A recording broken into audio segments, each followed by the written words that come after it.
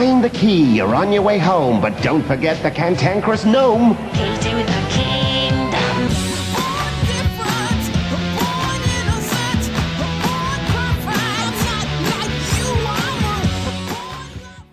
NFTs are to art what Jim Brewer is to comedy. No matter how much you think you lack talent, one look at the competition and you realise anyone could have a go. A fucking chimp could jizz up a wall and create a better work of art than the average NFT masterpiece. With that in mind, I thought I'd bring back a beloved Jimquisition character, the Chunky Grumbler, because it looks exactly like an NFT piece of art. This gibbering, hideous, god-hating monstrosity is more beautiful, more creative, more pleasing to the eye than every single one of those despicable bored apes. Sorry, Chunkers. No, you're beautiful. On the inside. Anyway, today we're talking about Konami, because Konami is a terrible shit sucker of a company. It sucks shit. One by one, video game publishers are falling in line and falling over themselves to push, promote, normalize NFTs and cryptocurrency and the so-called metaverse. Konami, being shit, is no exception, so let's see what that company is up to. Yes, it's time for yet more Fuck Konami news. Hit the lever!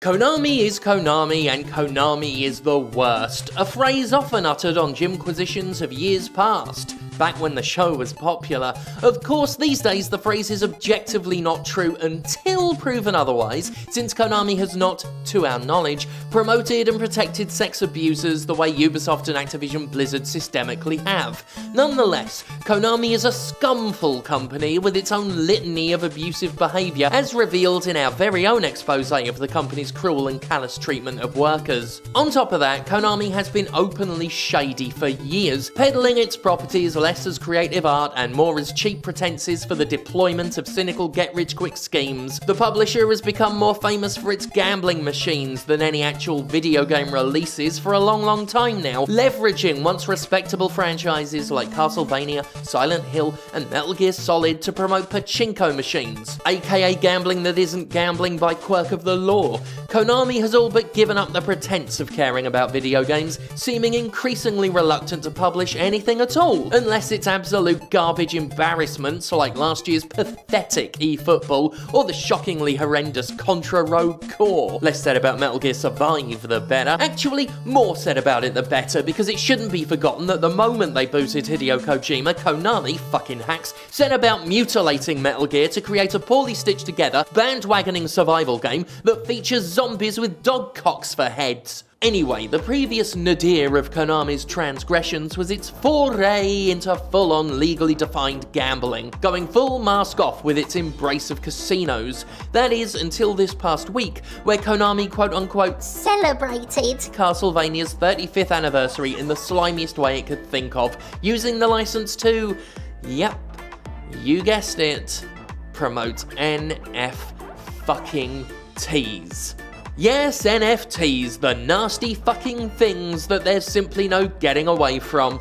I was not planning to do another episode centered on NFTs so soon after the last one, but it's become quite clear that the mainstream game industry and some parts of the indie market are hell-bent on mining the fuck out of one of the most sickening and exploitative markets ever conceived. A market that barely anybody actually wants to be railroaded into, but that multiple tech industries are pushing to normalize now that the investor and executive respective class have gotten in first, stacked the deck in their favour, and now plan to unleash their rigged game onto the rest of us. Almost as if to perform crude mockery, Konami's foray into NFTs was, as noted a moment ago, framed as a celebration of Castlevania's 35th anniversary. As usual, no new game announcements from the game publisher that hates publishing games, with the only recent Castlevania releases being re-releases of all the old and very easily emulatable titles. No, rather than produce something that Castlevania fans would actually want, something with a modicum of effort or class,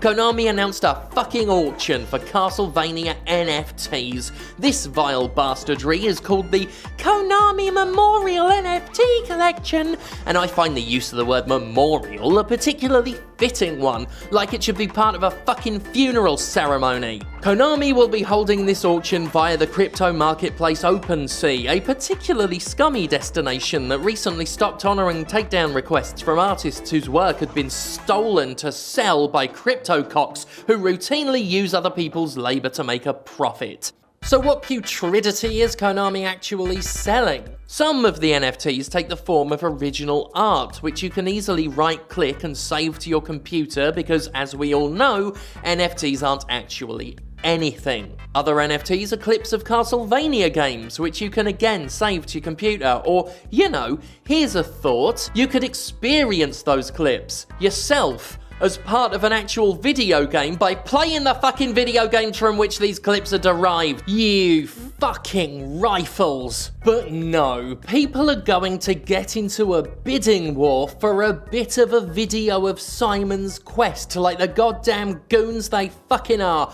Konami has also revealed it'll never sell these exact same NFTs again, pointing to the ridiculously contrived artificial scarcity on which this marketplace of easily replicable digital artwork is hinged. None of the actual artwork in these non-fungible piss takes is actually rare or one of a kind. It's all just completely fucking made up. But hey, you'll get your name listed on Konami's website for being the first ever buyer of a bit of video that literally anybody could download, which is a good idea actually. It's like Konami's doing the job of naming and shaming on a leaderboard of c***s. Did you know that very few people actually own NFTs currently? That it's such an unpopular concept that backlash has caused several companies to back down in the face of sustained hatred, and yet the market at large persists because NFTs aren't for you, aren't for me, aren't for normal people at all. They're just another way for moneyed interests to dupe more money out of us. They don't care that so many of us know it's a scam. Like with microtransactions, they intend to push and push and push until the protesting voices are drowned out by those browbeaten into acceptance or have grown up with NFTs as standard and think this shit is normal instead of the sickening, despicable, aberrant bullshit that it is. All they need is time, and they've got as much time as the environment that they're destroying will let them have. Fucked up the delivery on that. I mean, it's beyond obvious that I lost the battle against microtransactions, a battle I plainly admitted I was destined to lose from the start. The bullish normalization of in-game economies was as determined as it was insidious. These days, we barely bat an eye at them being shoveled into paid games when once their inclusion sparked headlines and commentary. Younger gamers have only ever known microtransactions as standard, and it's obvious that this is what corporations want for NFTs as well. Luckily, NFTs are far less popular than in-app purchases ever were, and my hope is, with sustained backlash, we might be able to sink them before it's too late. Admittedly, however, it's a slim chance, and it might be too late already.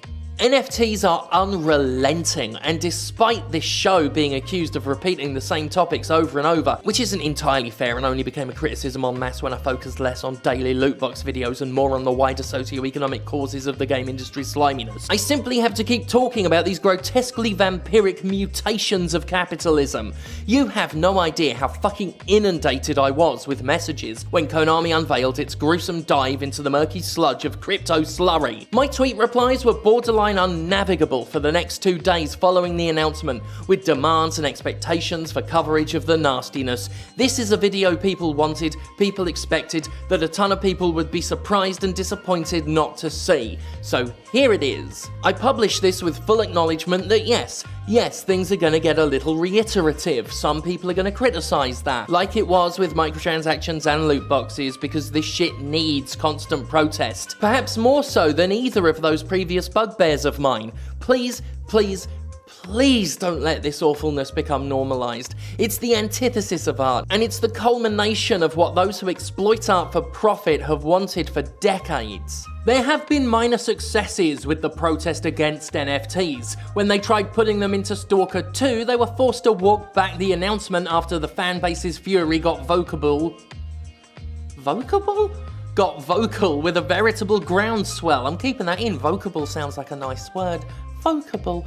Mozilla recently relented from its own crypto-flavoured dumpster dive after not just the user base, but Mozilla's own founder answered the plans with furious criticism. Even Ubisoft was forced to at least unlist a video on Ubisoft Quartz after fans tore into its pathetic plans to sell receipts for fucking helmets. Still, it's nowhere near enough. And some companies and grifters have proven so contemptuous of the community as to push forward anyway and damn the eradication of goodwill. As we saw at the beginning of 2022, Square Enix has revealed plans to strong-arm us into a crypto future, while habitual liar and con merchant Peter Molyneux has already scammed millions of dollars for his so-called game that is literally going to operate like a pyramid scheme. Konami, of course, hasn't given the slightest shit about public perception for at least 10 years. We know it exploits its properties for gambling, it exploits its workers, it exploits its audience, it exploits anything it can sink its grimy little talons into, and like the vampiric icon upon which Castlevania's story is based, it's going to drain the lifeblood out of everything creative it's ever produced, leaving only a withered and fully milked husk. Because Konami is Konami, and while it may not be the worst, it's pure fucking filth regardless. Also, that Castlevania mobile game is fucking shit. I've been playing a game called Grim Valor lately. It's on mobile, but it was designed from the ground up to be just a game you buy and play, unlike Castlevania Grimoire of Souls, which was a microtransaction-fueled monstrosity that they then ripped all of the microtransactions out of to shoehorn it onto Apple Arcade, when it turned out that nobody wanted the shitty little thing. Anyway, Grim Valor isn't exactly Castlevania, but it's really fun and very fluid, very satisfying to just move around in that game. If you want something that's like Castlevania Grimoire of Souls, but a video game, then I've been playing that on the Switch. You know, it's just thought I'd share a nice game with you all for once. Anyway, I'm going to wrap things up now because I've been dealing with a lot of chronic pain this week and the morphine is coursing through my bloodstream as we speak. So I'm just going to leave you all with a...